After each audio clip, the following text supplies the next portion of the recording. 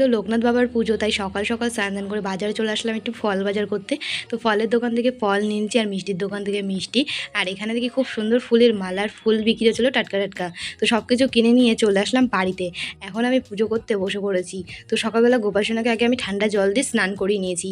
খুব সুন্দর দেখে একটা জামা আমি গোপাল সোনাকে পরিয়ে দিয়ে, মালাটা পরিয়ে দিয়ে এখন আমি গোপাল সোনাকে সিংহাসনে বসিয়ে দিলাম। তো চলো এবার আমি আমার লোকনাথ বাবাকে স্নান করিয়ে নেব। এই লোকনাথ বাবাটাকে কিন্তু আমার দিদি চাকলা থেকে আমায় এনে দিয়েছিল আগের বছর। তো দেখো খুব সুন্দর করে ঠান্ডা জল দিয়ে ফুল দিয়ে আমি স্নান করিয়ে নিলাম ঠাকুরকে। তারপর গাটা খুব ভালো করে মুছিয়ে নিয়েছি।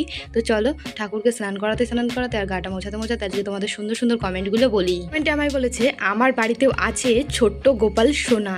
তো থ্যাংক ইউ আমাকে এত সুন্দর একটা কমেন্ট করার জন্য। আমার তরফ থেকে তোমার জন্য অনেক অনেক ভালোবাসা রইল। তো তুমি তোমার নামটা বলতেই কিন্তু ভুলে গেছো, নেক্সট বার তুমি তোমার নামটা বলো। আর গোপাল সোনাকে খুব সুন্দর করে নিয়ম নিষ্ঠা মেনে পুজো করো। তো বন্ধুরা দেখো এখানে কিন্তু আমি তালের শ্বাসগুলো বানিয়ে নিয়েছি আর এখানে ফলগুলো।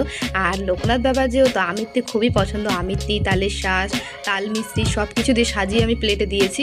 তো এই জায়গাটা ফুল দিয়ে কিন্তু খুব সুন্দর করে সাজিয়ে দিয়েছি। চলো এবার নিয়ম নিষ্ঠা মেনে আমি আমার লোকনাথ বাবার পুজো করে নিই। তো বন্ধুরা আজকে এই লোকনাথ পুজোর দিনে তোমাদের কাদের কাদের বাড়িতে লোকনাথ বাবার পুজো করেছো তোমরা অবশ্যই কিন্তু আমাকে কমেন্ট করে জানিও। আমার কিন্তু পুজো দেওয়া প্রায় কমপ্লিট হয়ে গেছে। তো যাই হোক বন্ধুরা, তোমাদের সুন্দর সুন্দর নামগুলো কিন্তু আমাকে কমেন্ট করে বলতে একদমই কিন্তু ভুলো না।